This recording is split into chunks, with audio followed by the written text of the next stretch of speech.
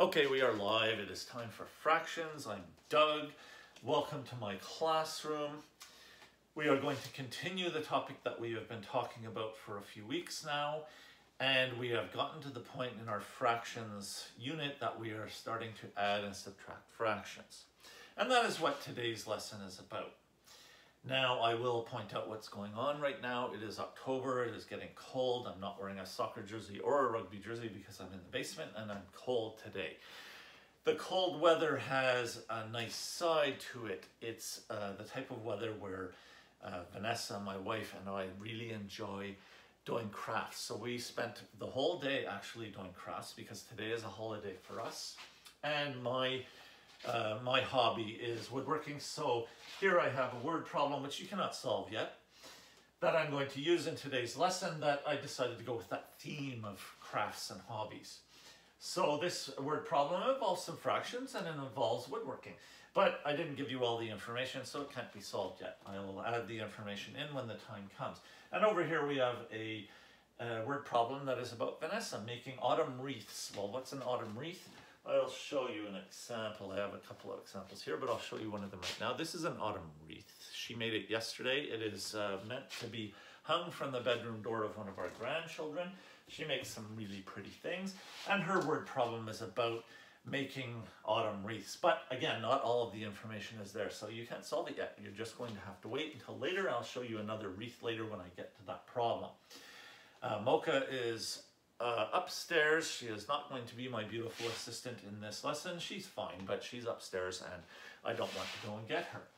So let's get into the lesson though. The lesson is about adding and subtracting fractions, but I'm going to start with a bit of a review. At the end of the last lesson, I introduced a couple of simple addition and subtraction problems that involve fractions, and I'm going to do that again now.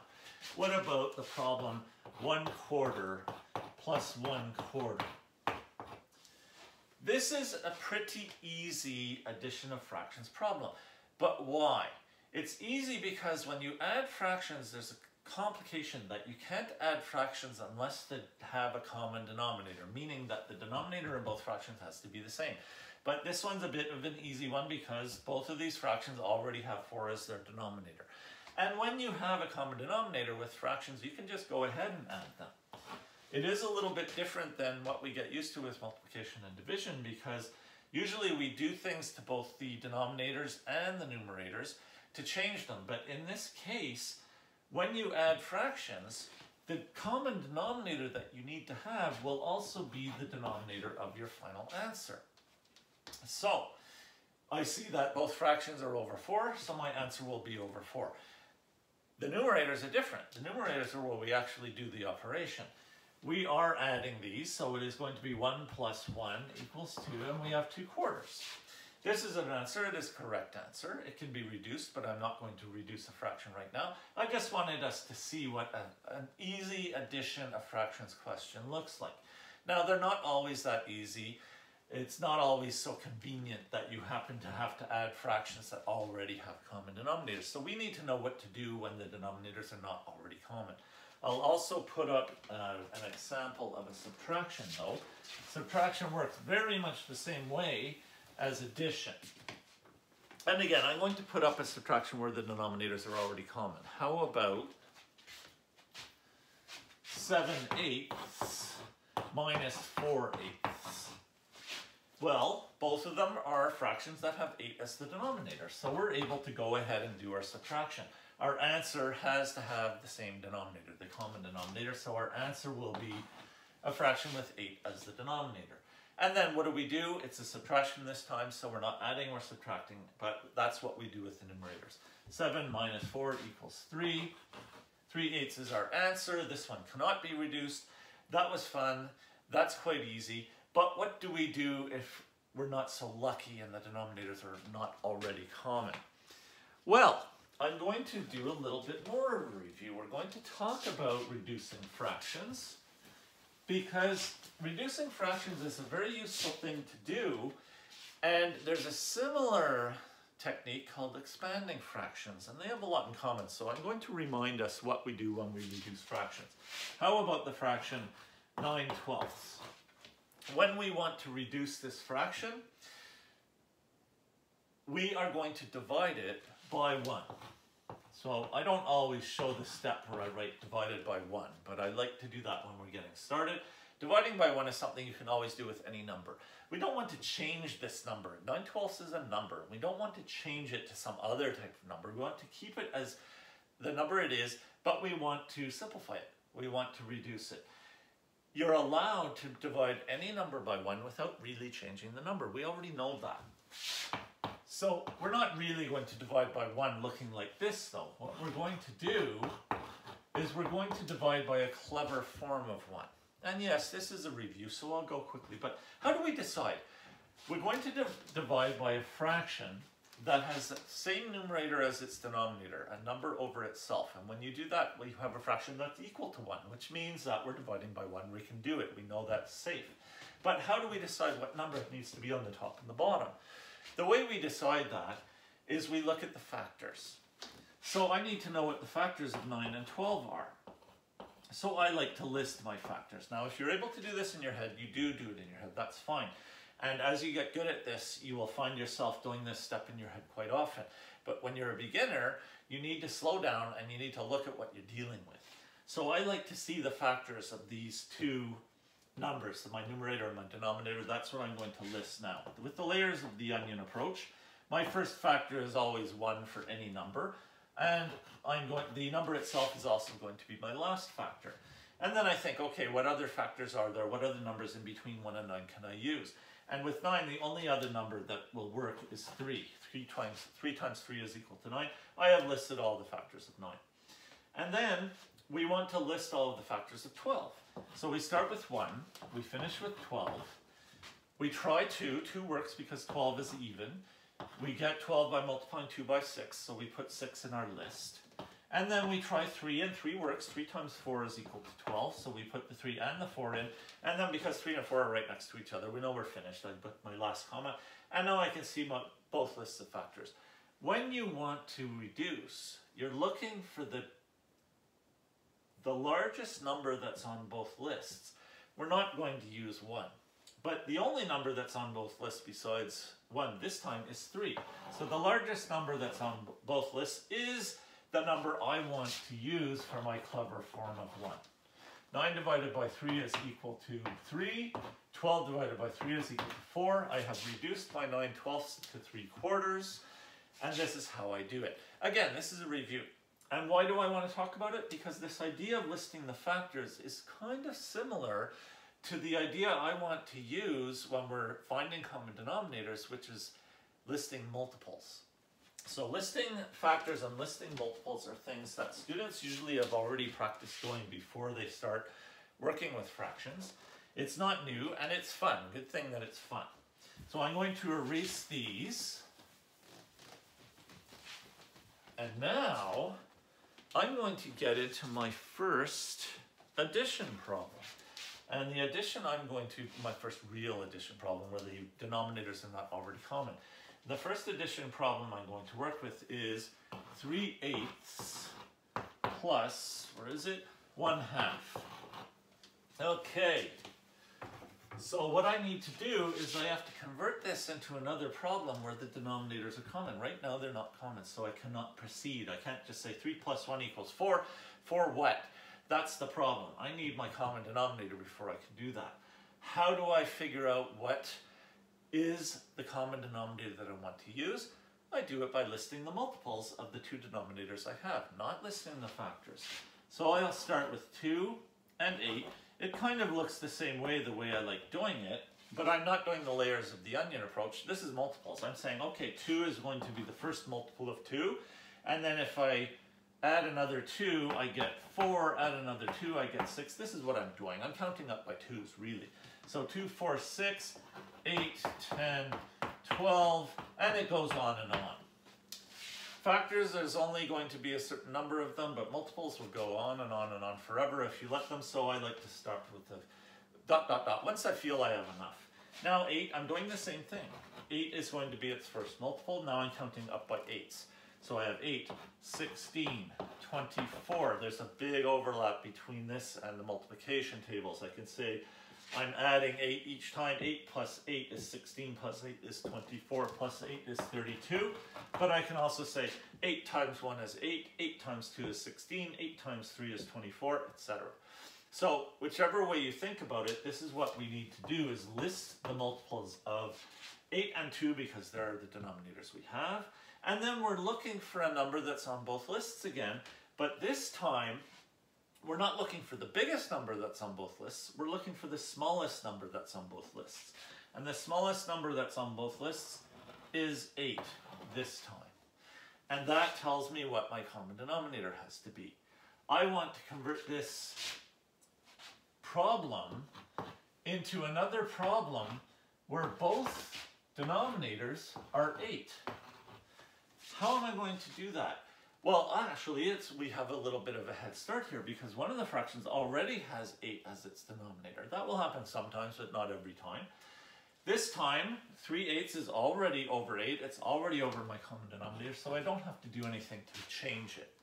Now I'm going to erase this list of multiples so that we can talk about what we have to do with the 1/2. You don't need the list of multiples anymore because we used it to figure out that 8 is the number we need. So how do we get 1/2 to be a fraction with 8 as the denominator? What we're going to do is we're going to multiply by 1. Sound familiar? It's kind of like dividing by 1 when we are reducing fractions, but we're not reducing right now. We're not trying to reduce 1/2 to a simpler fraction. We're expanding. We're trying to expand 1/2 into a fraction with larger numbers. I don't want to say a more complicated fraction because it's not necessarily more complicated, but it will have larger numbers in it. And therefore, I can multiply it by 1 because dividing by 1 is always allowed because you don't change a number really if you divide by 1. Well, multiplying by 1 is also always allowed for the same reason. We're not really changing this number when we multiply it by 1. But how are we going to multiply? What are we going to multiply by? What special form of 1, what clever form of 1 are we going to use that will make that 2 turn into an 8? That's what we're looking for. How do we get 2 to turn into an 8? We multiply it by 4. I'll show it here. If I multiply a 2 by 4, I will get an 8. If I'm multiplying the bottom by 4, if I'm multiplying the denominator by 4, I have to multiply the numerator by 4 as well because I need to multiply by 1. So I'm multiplying by a clever form of 1, which is going to be 4 over 4. This we don't normally show. But I want to be careful and show the steps because it's an introductory example. So 1 times 4 is equal to 4, 2 times 4 is equal to 8. 4/8, we knew what was going to happen, but we're proving that 4/8 is the expanded form of 1/2 that we need because it is a fraction that's equivalent to 1/2, but that has 8 as the denominator. All of that so that we could rewrite our problem so that it has a common denominator, and now that it has a common denominator, we should be able to get our answer. I'm taking a lot of chalkboard space, and it's good if the student wants to use a lot of paper when practicing this, especially for the first few times. But there's more than one way of showing it, and I will show it more than one way. When I add two fractions that have 8 as the common denominator, the answer will be over 8. It will have 8 as the denominator. 3 plus 4 equals 7. So at this point, it feels like you're just rolling downhill. The last step is very easy. We made it easy by converting this addition we can't do into an addition that we can do. And 7/8 is our answer. We have successfully added fractions that started with denominators that were not common. Well, we have to practice this. We have to do this a lot of times so that we become good at it. And we need to play with all sorts of different numbers so that we develop a familiarity with some of the basic fractions and develop the skills that will allow us to move on to more complicated looking fractions, fractions with larger numbers. So that's a good first common denominator addition. Where is my clipboard? Let's see, what's my next example? We find our common denominator by knowing the multiples of the denominators we have, and then we look at those multiples and we are looking for the smallest number that's on both lists.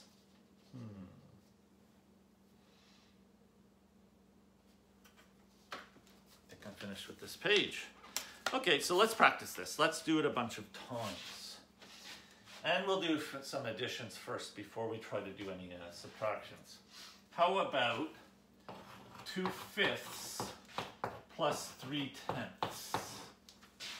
Okay, the denominators are not common. We cannot proceed right away. We need to figure out what the common denominator is. And if you're already thinking what it is, well, that is something that happens to students once they get good at this. But I'm still going to go slowly.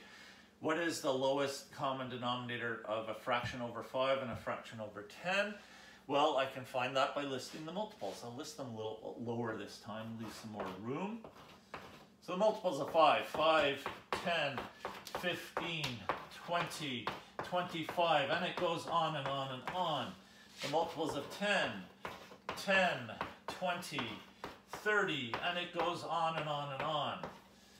Okay, and we can see that 20 is on both lists, but we can also see that 10 is on both lists. So we're looking for numbers that are on both lists, but what we prefer is to find the smallest number that is on both lists, which is 10 in this case. That means we want our two fractions to both have 10 as the denominator. 3/10, this time the second fraction is already over the common denominator. So that's the one that I don't have to change. How am I going to get 2/5 to be equal to something that's over 10? I am taking my 2/5, I am multiplying it by 1. I'm not going to show the times 1 part. I'm multiplying it by a clever form of 1. Which clever form of 1 will I use? How do I get 5 to turn into 10? I multiply it by 2. If I'm multiplying the bottom by 2, I have to multiply the top by 2. 2 times 2 equals 4, 5 times 2 equals 10. Voila, 4/10 is a fraction that is equivalent to 2/5, but that has 10 as the denominator. So I am putting 4/10 here. I will erase. I'm going to erase my multiples.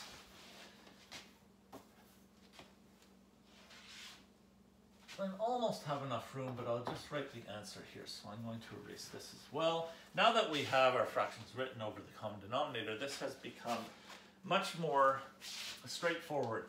Our answer will have 10 as the denominator. The numerators, we have to add them. 4 plus 3 is equal to 7. We have our answer. It is 7/10. It worked. This trick works. This trick will always work. So let's do a few more examples. A couple more additions before I get into a subtraction. Now, in both of the examples I just did, we had to change one of the fractions. But it can happen that you have to change both of the fractions. Let's see. How about 4/5 plus 1/3? I need a common denominator. I'm writing the skeleton of my problem here. I know that I'm going to convert this into an addition with two fractions. But wait, I have to know what denominator I'm going to use, so I can't write in the numbers yet. What denominator will I use? I look at the multiples of 5 and 3. We have 5, which gives us 5, 10, 15, 20, etc. 3, which gives us 3, 6, 9, 12, 15. Notice how I'm choosing to stop at this point because I have gotten to the smallest number that's on both lists, which is the 15. 15 is going to be the common denominator that I need. At this point I can write it down and I can erase my lists of multiples, which I'm only doing because they're in my way. I don't have much space on my chalkboard wall today. If I were doing this on paper as a student, I would just keep my list of multiples. They're useful and they help me remember what I was doing. But now that I've written the 15s in place, I know what denominator I need. But this time, both of the fractions need to be expanded so that they are a fraction over 15. So I'm going to do 4/5 times 1, and I'm also going to do 1/3 times 1. But what form of 1 will I use? How do I get 5 to turn into 15? I multiply it by 3. So therefore I'm also going to multiply the top by 3 because I'm really multiplying by 1.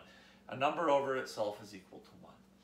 So 4 times 3 is equal to 12. 5 times 3 is equal to 15. I have converted 4/5 into 12/15. And now I have to do the same thing with 1/3. But I'm not multiplying by 3 over 3 again. It's not going to just always be the same number. 3 turns into 15 if I multiply it by 5. So in this case, I have to use a form of 1 that is 5 over 5. 1 times 5 is equal to 5. 3 times 5 is equal to 15. It turns out 1/3 is equal to 5/15. These are equivalent fractions. And now we have our addition of fractions with the common denominator. This time I did leave enough room to write the answer. Our answer will have 15 as the denominator. 12 plus 5 is equal to 17. Can I simplify this answer? Yes, but I'm not going to do it right now. We are focusing on our adding and soon our subtracting right now. Take a look at the time. Time is fine.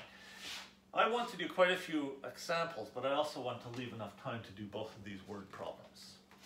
So that's fun. This is fun. I actually find it fun, and it's a good thing because it's not something we want to rush through.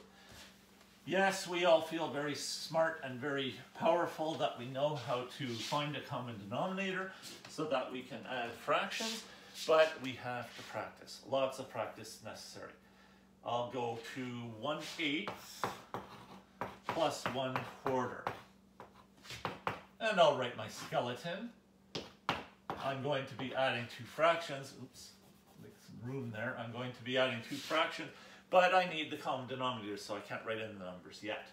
So the multiples of 8 and 4. Should we do this one in our head? Should we do it without listing the multiples? Okay, let's think of 8. 8, 16, 24, 32. We're looking at that 8 line in the multiplication table. 8, 16, 24, 32. And then there's 4. 4, 8, 12. Hey, 8 is on both lists. This is one of those situations where one of the fractions won't have to change because the lowest common denominator is going to be 8. 8 is the lowest number that's on both lists of multiples of these two numbers. Therefore, 1/8 is already over 8. I don't have to expand it. But 1/4, I am expanding that. I am multiplying it by 1. How do I make 4 turn into 8? I multiply it by 2. Therefore, I'm multiplying the fraction by 2 over 2. 1 times 2 is equal to 2. 4 times 2 is equal to 8. 2/8 is equivalent to 1/4. I know the students already knew that because these are rather small fractions with small numbers, but I'm still showing all of my steps. Now we have our common denominator. We can add.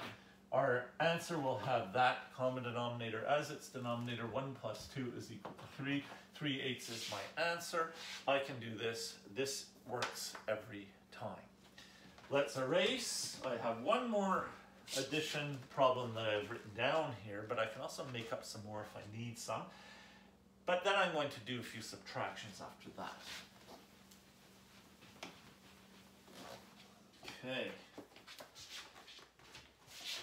1/7. Now we're going to get into some denominators that are a little bigger. We don't want to be afraid to handle the bigger numbers. How about 1/7 plus 3/10? Oh, I think I might have to list my multiples again. To think of the lowest common multiple of 7 and 10. 7. Well, we have 7. Then we have 14. I'm just counting up by 7s. 21, 28, 35. Let's see if I've gone far enough. Okay, I think that you're thinking something. I also have to do 10. And the multiples of 10 tend to always end in 0. So no, I haven't listed enough multiples of 7. But let's just start listing the multiples of 10. So we have 10, we have 20, we have 30. It's fairly easy to count up by 10s. 40, 50, 60, 70, 80. And at this point I will write my ... It goes on and on and on because I have a feeling I got there. 70 is looking to me like being the lowest common multiple because when I keep on adding 7s here, I have 42, 49, 56. We're getting deep into the multiplication table. 63, but then the next one is 70. I can write my ... but I know I can stop now because I have found the smallest number that is on both lists, which is 70. quite a big number, actually. That means I am going to want both of these fractions to be fractions with 70 as the denominator. Now I have to expand both fractions. 1/7 times 1, but I want it to give me 70 as the answer. So how do I get 7 to turn into 70? Yes, I multiply it by 10. So that means my special form of 1 is 10 over 10. 7 times 10 equals 70. 1 times 10 equals 10. 10/70ths is a fraction that's equivalent to 1/7, but that has 70 as the denominator. And of course, you might be thinking, oh, well, I could have thought of that without having to list all the multiples. Well, that's good. If you're able to think of it without listing the multiples, do so. But if you can't, if it's confusing, if you're not sure, listing the multiples is a good method to fall back on because it will always work. It takes up a bit of paper, but it works. Okay, the second one, we have 3/10. I have to multiply it by some form of 1. And a fraction that is the same numerator as its denominator, that will give me 70. I'm really focusing on the denominators here. I want 10 to turn into 70. That's what I'm really thinking of. How do I get 10 to turn into 70? Yes, I multiply it by 7. Therefore, I need 7 over 7 to be my form of 1. 10 times 7 is equal to 70. 3 times 7 is equal to 21. 21/70ths. Yes, these fractions are getting a little bit more complicated looking with larger numbers, but did it stop us from being able to add them? No. My answer, of course, will have 70 as its denominator, and 10 plus 21 is equal to 31. 31/70ths. That is a big fraction. Big in the sense that it has a big denominator and a big numerator. It's a more complicated fraction, but we were still able to do it. That's the important thing, is that we are able to do this. We have a tool that will work. Okay, I'm going to move on to doing a couple of subtractions. But I'm going to move back down to some of the simpler looking numbers and stay away from things like 21/70ths, etc. because now we're doing our first subtraction problem. Now, is subtraction anything to be afraid of? No, because it really does work the same way as addition, except that final step where you subtract the numerators instead of adding the numerators. We saw that before. We know there's nothing to be afraid of, but that doesn't mean that we shouldn't practice it. We need to practice. How about 9/10 minus 1/5? Again, I've used those. Have I used those denominators before? Yes, I did, but a few problems ago. But the multiples of 5, we can do this in our head because 5, it's a round number. 5, 10, 15, 20, 25, 30. Yes, that's true. Every second one of the numbers in the list of the multiples of 5 is a number that ends in 0, and we're not surprised. And then we have 10. Well, 10 as multiples will all end in 0. 10, 20, 30, 40. So what is the lowest number that's going to be on both lists? Is it 20? 20 would be a common denominator, it's true. But is it the lowest? No. The lowest number that's on both lists is 10. Oops, this is a subtraction. I have to write a minus sign there. And my answer will be over 10. I can see ahead and realize that's going to happen. Okay, how do I get 9/10 to be in a fraction that has 10 as the denominator? 9/10 already has 10 as the denominator. That's one of those ones I don't have to change. How do I get 5 to turn into a 10? I multiply it by 2. So here's another way of showing it. Times 2. But that means over here I'm going times 2. There's my multiplication by the clever form of 1. I showed it right inside the problem this time. It's another way of showing it. So 5 times 2 is equal to 10. 1 times 2 is equal to 2. 2/10 is equivalent to 1/5. And now we have the common denominator. We can go ahead and subtract. Remember, we're not adding, we're subtracting. Answer will be over 10 for sure. 9 minus 2 is equal to 7. I have my answer. So subtraction, not really different from addition. But we still need to practice. I will do, I think, 3 more.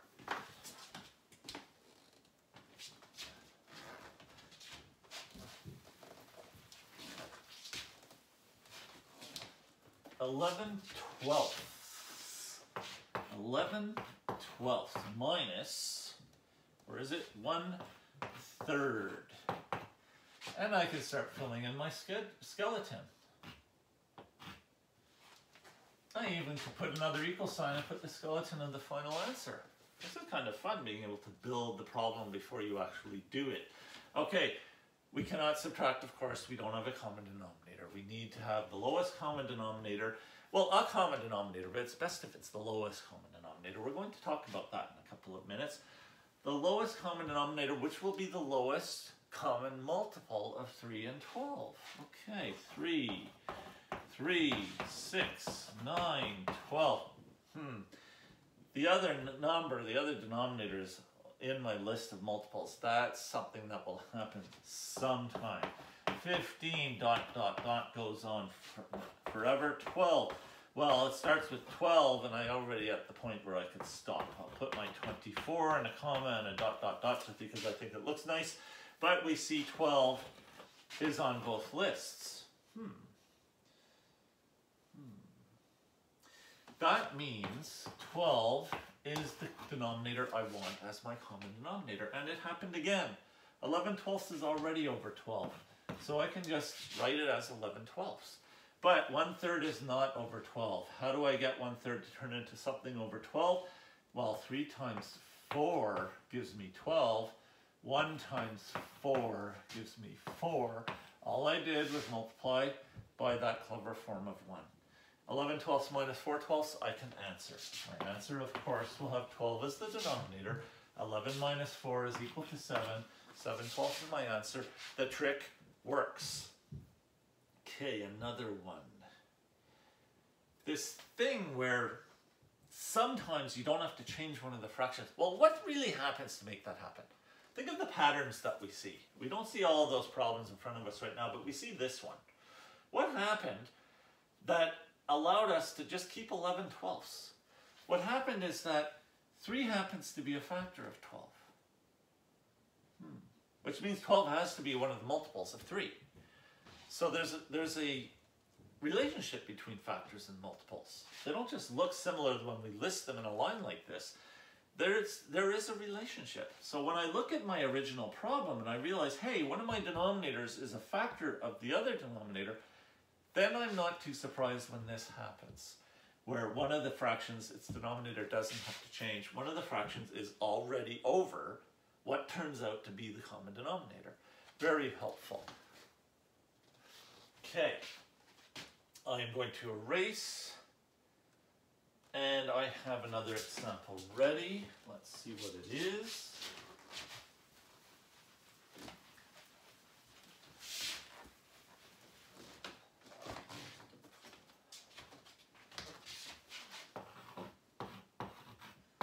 Eight ninths minus 1/4. So let's stop and think about what just happened in the previous example. Is 9 a multiple of 4? No. Sorry, I'm looking at my camera and there was a message on it. I wanted to read it. I'm also going to check the time as well. Okay, we have plenty of time. We're doing fine for time. Okay, 8 ninths minus 1/4. This thing isn't happening this time. 9 is not a multiple of 4. So I'm going to list my multiples. We have 4. Its multiples are 4, 8, 12, 16, 20, 24, 28, 32, 36, and I choose to stop. Why? One thing I'm doing is I'm changing my chalk because that chalk was way too small.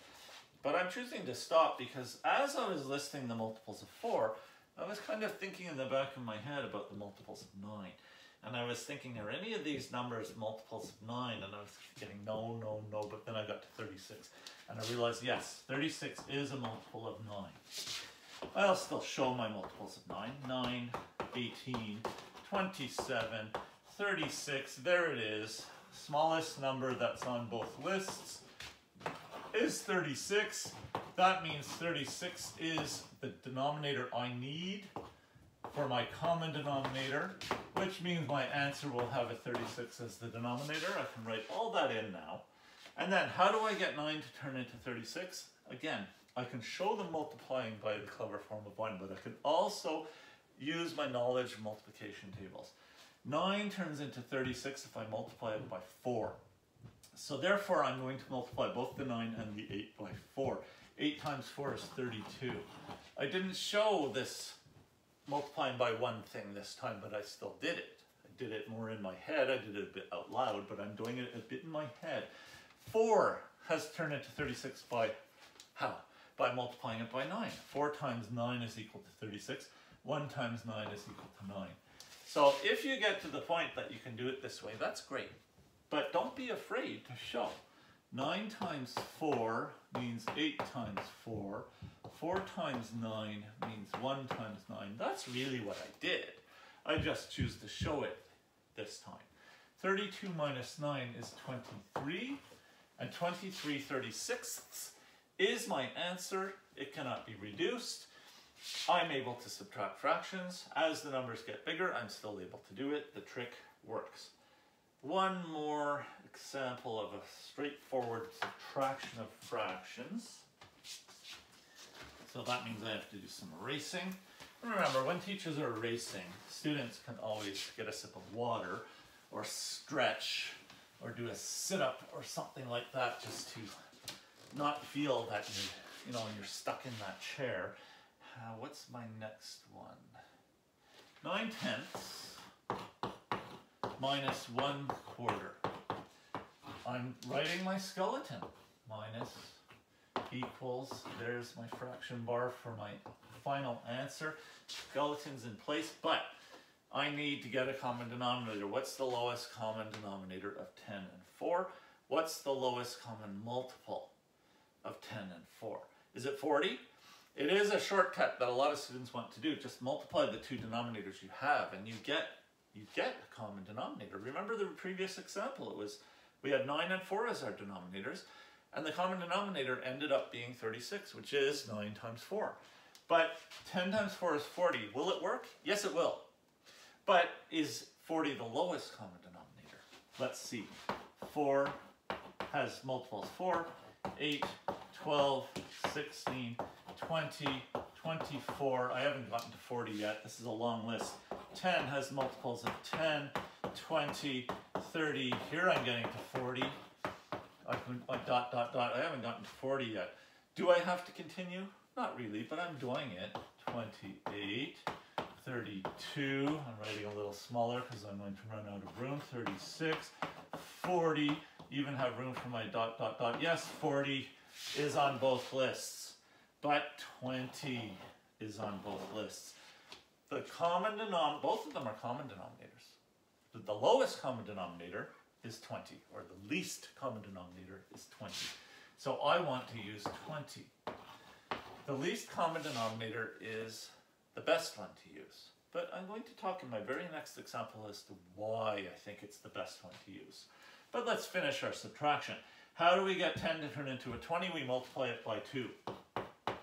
So therefore I'm doing 9 times 2, and I have 18 over 20. How do I get 4 to turn into a 20? We multiply it by 5. So I also do 1 times 5, and we have 5 over 20. We're able to go ahead and do our subtraction. The answer will, of course, have 20 as the denominator. 18 minus 5 is 13. 13/20ths is our answer. It worked. Yes, I am doing well for time, because I do want to save enough time for these word problems. Word problems will never go quite as quickly as straightforward, here's a subtraction, let's do it type of problems. And I want to erase the ... without messing up the words in the word problem. I hope this starts to feel fun. If students are beginners and they're just learning this, I hope it's already starting to feel fun, because it is fun. Knowing how to do things is fun.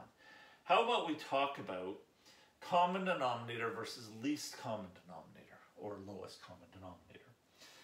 And the example I'm going to use is 1/6 plus 3/4. I think I'm going to do this problem twice, so I'm trying to place it in a good way so I have enough room. 1/6 plus 3/4.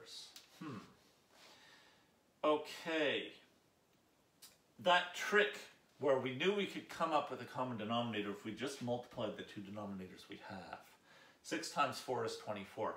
Is 24 a common denominator? I think so. How do we know? Is 24 a multiple of 6? Yes. Is 24 a multiple of 4? Yes. And I'm back to additions, you may have noticed, doing this example with an addition.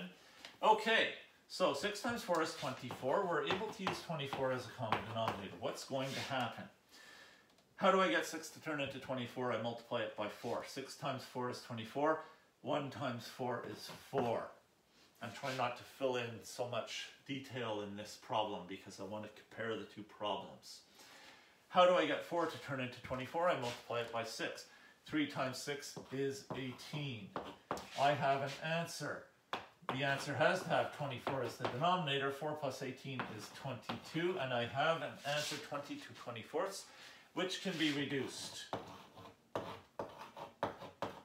How do I reduce it? I divide it by a clever form of 1. And that clever form of 1 should be made of a fraction that has the same number top and bottom. And that number should be the largest number that's on both lists of the factors of 22 and 24, not multiples, the factors. Well, the largest number that is on both lists is going to be 2. So if I divide by 2 over 2, which means I'm dividing by 1, I'm reducing my fraction. This is all a bit of a review, isn't it? 22 divided by 2 is 11. 24 divided by 2 is 12. My reduced final answer is 11 twelfths. 22 24ths is a perfectly good number. It's a correct answer, but it is not reduced to its simplest form. Now I've reduced it to its simplest form. I just have to find my common denominator, finish my addition, and then if I can reduce the fraction that I get as my answer, I do so.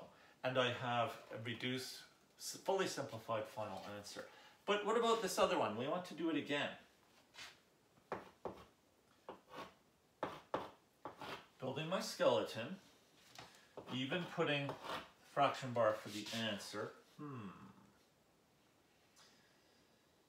What if I list all of the multiples?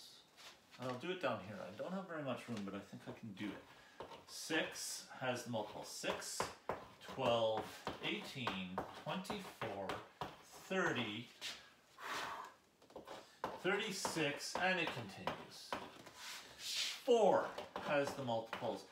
4, 8, 12, 16. I really want to show that 24. I'm going to keep going. 20, 24, and it keeps going. And yes, 24 is on both lists, but it's not the smallest number on both lists. Remember how we got that 24? We just multiplied the two denominators we already had. But if we list the multiples, we can see that 12 is also on both lists, and therefore my least common denominator is 12, and I'm going to choose that this time. That means my answer will have a 12 as the denominator. How do I get 6 to turn into 12? I multiply it by 2. 1 times 2 is equal to 2. How do I get 4 to turn into 12? I multiply it by 3. 3 times 3 is 9. Now we can add the fractions because the denominators are common. 2 plus 9 equals 11. So what is the difference between these two methods? Method 1, where I multiplied the denominators, gave me a common denominator. And sometimes it will happen to give me the least common denominator, but it didn't this time. And I know that because I needed to reduce the final answer to get it into lowest terms. Here, we chose the least common denominator, and that resulted in us directly getting a final answer that was already reduced to lowest terms. So that's the difference. A common denominator is good. A least common denominator more efficiently gets you to a fully simplified final answer. Which of these is more right? I think they're both right. I'm fine with students doing it either way. But I like it when students realize that when you find a common denominator that's not the least, you actually have an extra step to do at the end. And when you find the least common denominator, which maybe takes an extra step near the beginning, you get to a fully simplified final answer right away. And that is why I wanted to do this problem twice. 1/6 plus 3/4 is equal to 11/12 either way, but there's more than one way of doing it. And when you think about that and you try doing it both ways and you look for the patterns, it makes you understand better. Try to come up with your own fraction addition or subtraction problems where you can do it two different ways, where you can multiply to get a common denominator and then reduce, but then you can also find the least common denominator and get the already reduced answer. Compare the two questions, compare the two answers. I'm looking at the time is good. I think there is just about the right amount of time for me to do these two word problems, so I'm going to do them. Which means I will erase this beautiful bit of math that I just made.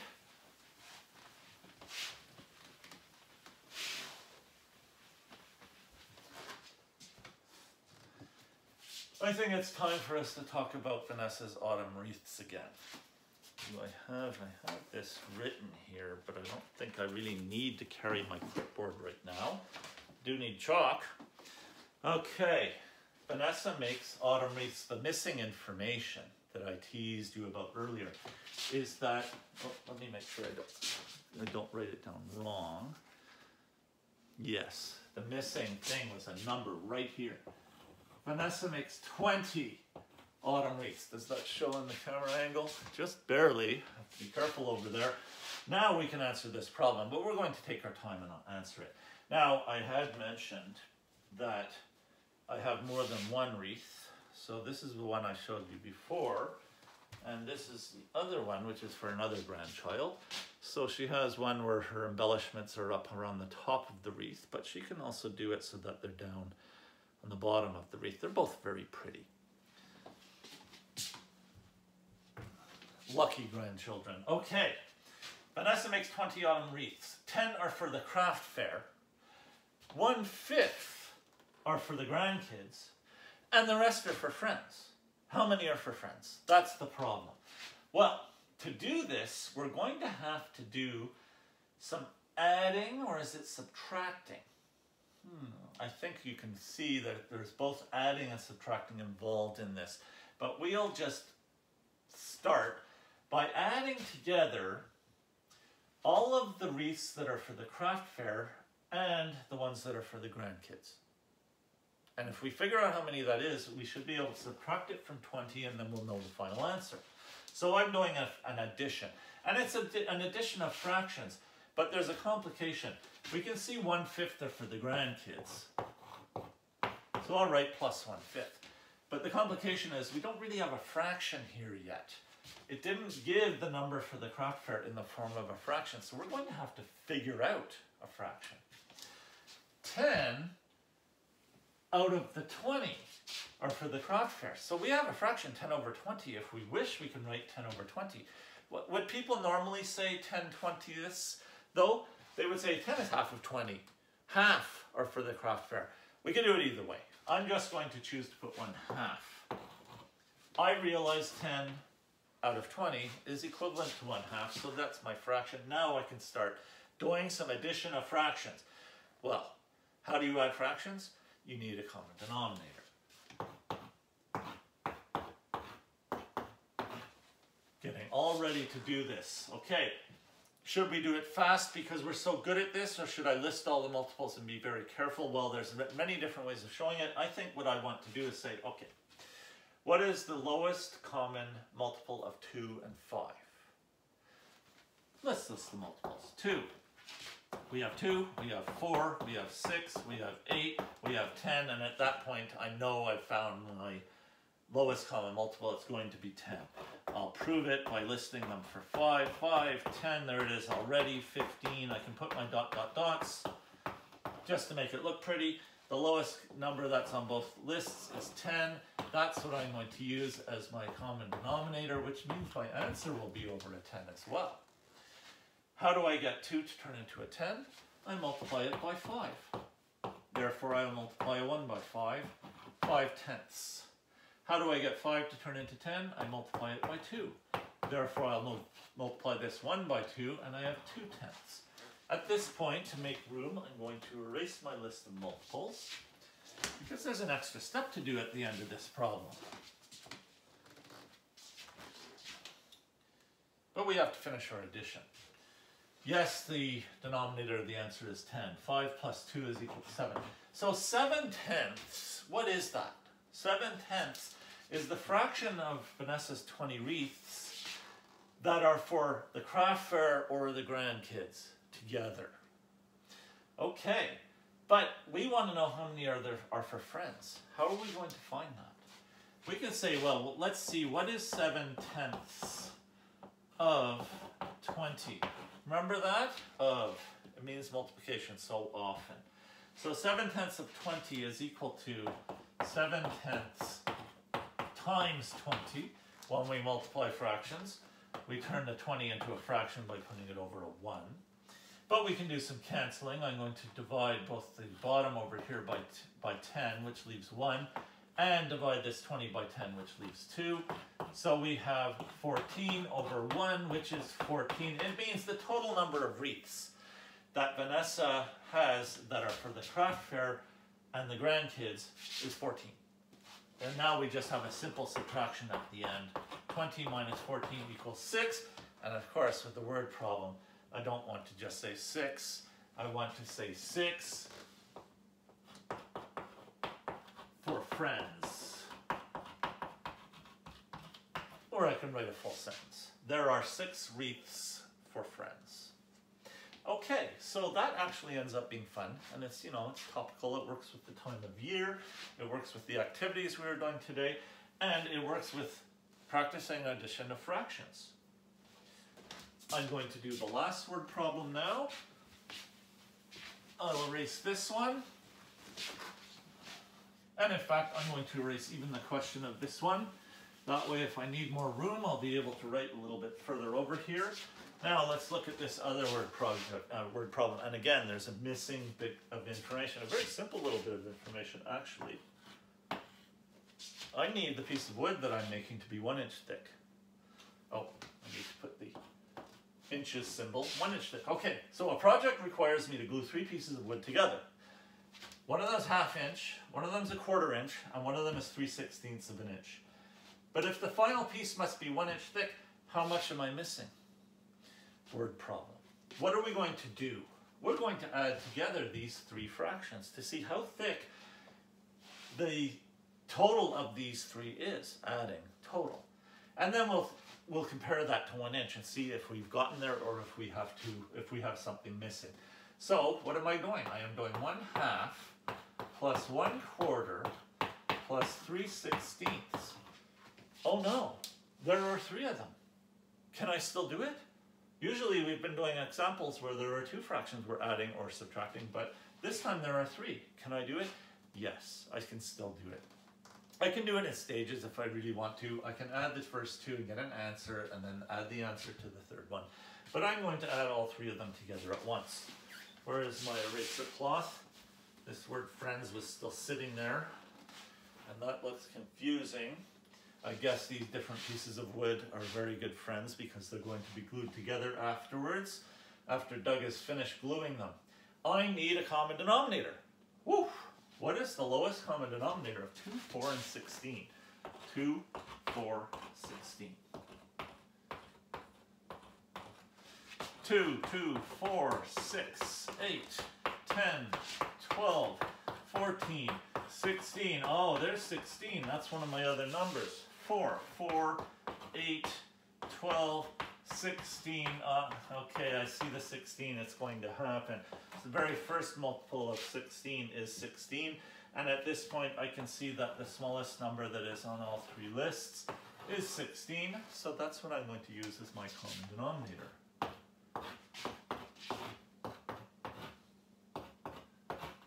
All this drawing of fraction bars and plus signs and equal signs is fun, actually. Be able to fill in this space and then put the numbers where they belong.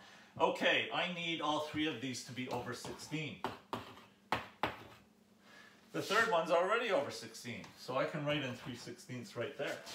How do I get 4 to turn into 16? I multiply it by 4, so I'll multiply the 1 by 4, and I have 4/16. Turns out 1/4 is equal to 4/16. Not too big a surprise if we've been doing a lot of measuring with rulers and tape measures. If we're doing a lot of stuff with wood, we are not too surprised because we see these fractions a lot. How do I get 2 to turn into 16? I multiply it by 8. 1 times 8 is equal to 8. 1/2 is equal to 8/16. That probably isn't surprising to many people either. Now we have to add them together. Common denominator is a denominator for our answer. And 8 plus 4 is 12, plus 3 is 15. 15/16 is not quite 1 inch thick. How much am I missing? I'm going to erase this.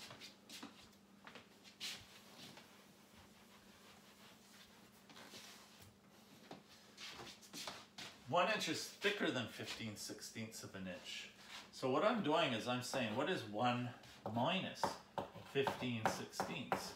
And what do you do when you're doing a fractions problem and you have a whole number? You turn that whole number into a fraction by putting it over a 1. So 1 becomes a fraction if I write 1 over 1.